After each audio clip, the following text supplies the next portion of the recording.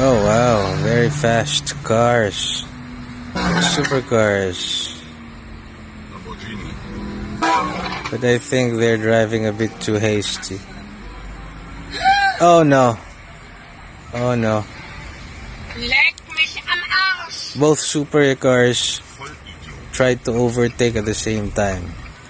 And the orange one or the red one, if I'm not mistaken, nudged the blue car, this one.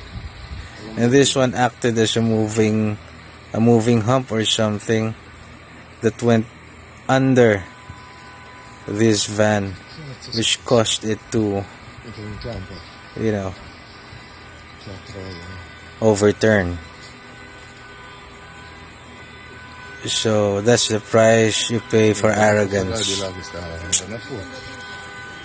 So always keep safe, everyone.